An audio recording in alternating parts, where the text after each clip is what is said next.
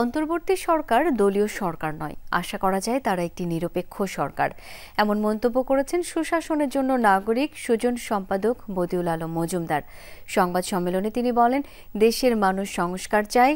রাষ্ট্র সংস্কারে যে জুলাই জাতীয় সনদ তৈরি করা হবে তাতে সব দল সই করবে বলে আশা করেন ঐকমত্য কমিশনের সদস্য বদিউল আলম মজুমদার।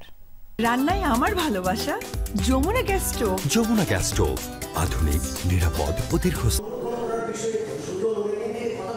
জাতীয় সনদ চূড়ান্ত করতে দেশব্যাপী ১৩৩৭ জন মানুষের কাছ থেকে তথ্য নিয়ে জরিপ চালায় সুজন।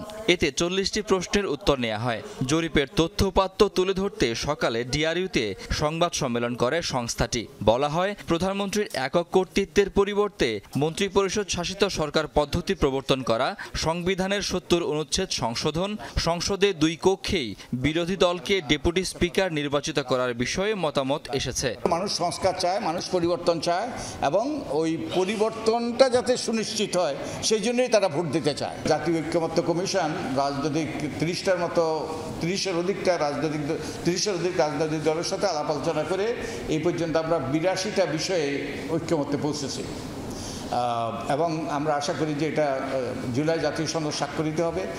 জরিপে নির্বাচনকালীন নিরপেক্ষ তত্ত্বাবধায়ক সরকারের পক্ষে মত দিয়েছেন ৮৩% মানুষ। ডক্টর ইউনূসের নেতৃত্বাধীন অন্তর্বর্তী সরকার নিরপেক্ষ কিনা এমন প্রশ্নে বদিউল আলম বলেন, এটি দলীয় সরকার নয়। বর্তমান সরকার সে কোনো দলীয় সরকার নয়, এটা সুস্পষ্টভাবে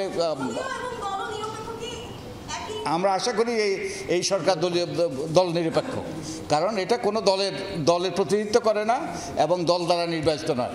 ৮৩% মানুষ না ভোটের বিধান ফিরিয়ে আনার পক্ষে মতামত দিয়েছেন জরিপে। অনেকগুলো সংস্কারের যে সুপারিশ এগুলো বাস্তবায়নের জন্য সরকার উদ্যোগ নিচ্ছে। শাকিল হাসান, যমুনা নিউজ, ঢাকা।